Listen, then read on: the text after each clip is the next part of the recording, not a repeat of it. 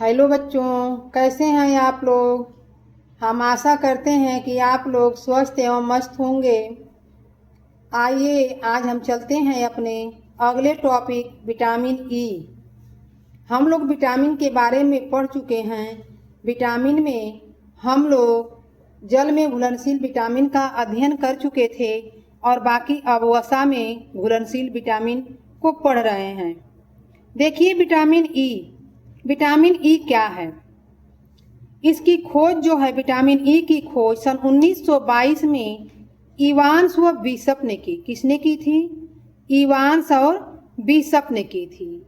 ये इवांस और बिशप ने बताया कि इन्होंने प्रयोग भी किया और देखा कि कच्ची सब्जियों के तेल में उपस्थित वसा में घुलनशील यह तत्व चूहों की संतान उत्पत्ति में सहायक है। यानी ये तेल में जो है ये क्या है कि संतानोत्पत्ति, यानी ये चूहे पर प्रयोग किए और चूहे पर देखा कि ये संतान उत्पत्ति के लिए क्या है, सहायक होते हैं। कौन? Vitamin E. संतान उत्पत्ति में जब सहायक हुए तब इस विटामिन का नाम विटामिन ई रखा गया। यानी संतान उत्पत्ति में जब सहायक हो गए तो इनको देखा गया कि नहीं, ये संतान उत्पत्ति के लिए बहुत ही सहायक हैं, तो इनका नाम क्या रख दिया गया? विटामिन ई रख दिया गया। अब विटामिन ई में इन्होंने देखा और क्या देखा कि ये प्रजनन संस्थान के कार्यों को नियंत्रित करने वाला विटामिन भी है। यानी ये पुरुषों में जो प्रजनन शक्ति होती है उसको बढ़ाता है और स्त्रियों में जो है संतानोत्पत्ति को भी ये प्रोत्साहित करता है, यानी प्रोग्रेस करता है। आइए हम देखते हैं इसमें कि इसके प्राप्ति स्रोत क्या हैं। विटामिन ई का प्राप्ति स्रोत क्या है? विटामिन ई विभिन्न अनाजों के भूण का तेल, यानी जो अनाज होते हैं उसमें जो भूण पाए जाते हैं उससे तेल निकाला जाता है। जैसे नारियल, अलसी, सरसों और बिनौला आदि से इसकी प्राप्ति होती है। नारियल, अलसी, सरसों, बिनौला आदि से इसकी प्राप्ति होती है। इसके अतिरिक्त यह विटामिन यकृत, अंडा, अंकुरित अनाज, मांस, मक्खन में भी पाया जाता है। ये सबसे ज्यादा मात्रा में जो अनाज अंकुरित होते हैं उनमें ये विटामिन ई पाया जाता है। अब विटामिन ई के कार्य हम देखेंगे कि विटामिन ई के कार्य क्या हैं। विटामिन ई प्रजनन क्षमता को विकसित करता है। क्या करता है? प्रजनन क्षमता को विकसित करता है। इसकी कमी से पुरुषों में शुक्राणु का बनना रुक जाता है। इसकी जब कमी हो जाएगी, विटामिन ई की जब कमी हो जाएगी तो पुरुषों में शुक्राणु नहीं बनेगा और स्त्रियों में बाझपन आ जाता है। स्त्रियां जो हैं बाझपन यानी बाझ हो जाती हैं, उनको बच्चे नहीं होते हैं।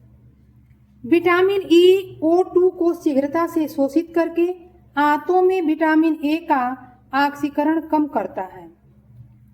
यानी विटामिन ई जो है O2 ऑक्सीजन को शीघ्रता से शोषित कर लेता है और आंतों में विटामिन ए का ऑक्सीकरण कम कर देता है।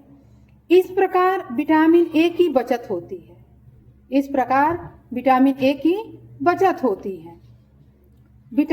विटामिन ई लाल रक्त कणिकाओं के ऑक्सीकारक पदार्थों को टूटने से रोकता है। क्या करता है? ये लाल रक्त कणिकाओं के ऑक्सीकारक यानी जो हैं ऑक्सीकारक पदार्थों को टूटने से रोकता है, टूटने नहीं देता है और उनकी जीवन अवधि को बढ़ाता है। किनकी जीवन अवधि को? लाल रक्त कणिकाओं की जीवन अवधि को बढ़ाता है।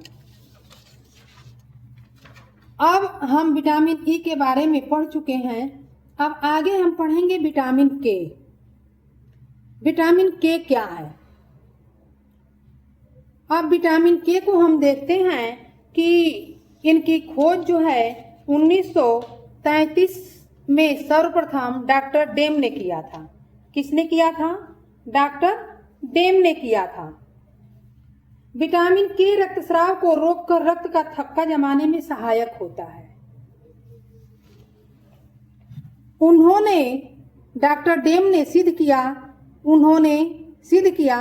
क्या सिद्ध किया कि विटामिन के रक्तस्राव को रोककर थक्का जमाने में सहायता करता है। यानी जो रक्त का जब स्राव होने लगता है और वो थक्का को जमा देता है, इसी विशेषता के कारण इस विटामिन का नाम थक्का जमाने वाला विटामिन भी रखा गया। अधिकतर हम लोग देखते हैं कि कहीं से रक्तस्राव हो रहा है या कहीं से कुछ अंग कहीं से कट जाता है तो वो रक्तस्राव नहीं रुकता है, रक्त बहता जाता है। तो ये किसके कारण होता है? ये विटामिन के कारण होता है। जब विटामिन के की कमी हो जाएगी तो रक्त का थक्का नहीं बनेगा और रक्तस्राव होता रहेगा। आगे इनका हम देखते हैं कि विटामिन के का क्या गुण क्या है। विटामिन के पीले रंग का पदार्थ है। क्या है? विटामिन के पीले रंग का पदार्थ है। अगला, ताप के प्रति स्थिर है परंतु क्षार व अम्ल की उपस्थिति में नष्ट हो जाता है। क्या ये ताप के प्रति क्या है? स्थिर है परंतु क्षार व अम्ल की उपस्थिति में। अगला है, सूर्य के प्रत्यक्ष प्रकाश व ऑक्सीकरण में भी नष्ट हो जाता है। यानी सूर्य का प्रत्यक्ष रूप से जब प्रकाश पड़े तो उसमें क्या होगा? वो नष्ट हो जाता है। वसा में घुलनशील है। कौन? विटामिन के वसा में घुलनशील है। अब इसका प्राप्ति स्रोत देखते हैं कि इसका प्राप्ति स्रोत क्या है, यानी किसमें ये पाया जाता है। विभिन्न वनस्पतियों जैसे गोभी, सोयाबीन, हरे पत्ते वाली सब्जियां आदि में पाया जाता है। किसमें पाया जाता है?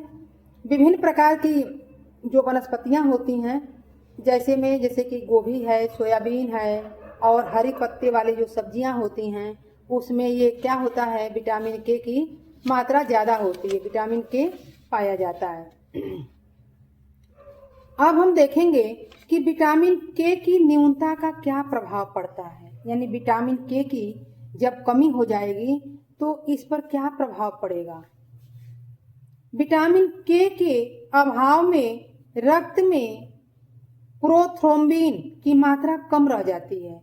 यानी विटामिन के का जब अभाव हो जाएगा, हमारे शरीर में विटामिन के की मात्रा कम हो जाएगी तो प्रोथ्रोम्बिन की मात्रा कम रह जाती है, जिससे रक्त का थक्का जमने में समय लगता है। रक्त का थक्का नहीं जम पाता है, ये समय लगता है।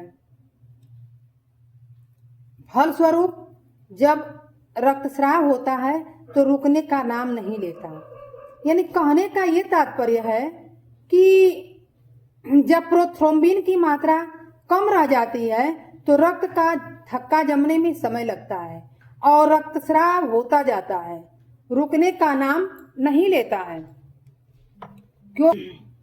रक्त थक्का बनकर मार्ग में अवरोध पैदा नहीं कर पाता है। यानी रक्तस्राव होता रहता है और रुकने का नाम नहीं लेता, ये बहता जाता है। तो क्या होता है? रक्त थक्का बनकर मार्ग में अवरोध पैदा नहीं करता। जैसे कि रक्तस्राव जब होने लगता है तो हम देखते हैं कि आगे उसके मुंह पर, यानी जहां पर रक्तस्राव हो रहा है उसके मुंह पर थक्का सा जम जाता है। और जब वो थक्का जमने लगता है तो रक्तस्राव बंद हो जाता है। यही चीज क्या होता है कि रक्त का थक्का नहीं बन पाता है और वो अवरोध नहीं पैदा करता है तो क्या होता है? वो बहता जाता है। जब भी बाहरी या आंतरिक चोट लगने पर रक्तस्राव होता है, जब बाहरी और आंतरिक चोट जब लग जाए तो रक्तस्राव होता है तो काफी देर तक होता रहता है। यही स्थिति हेमरेज की कहलाती है। यानी किसी को हेमरेज हो गया। Thank you.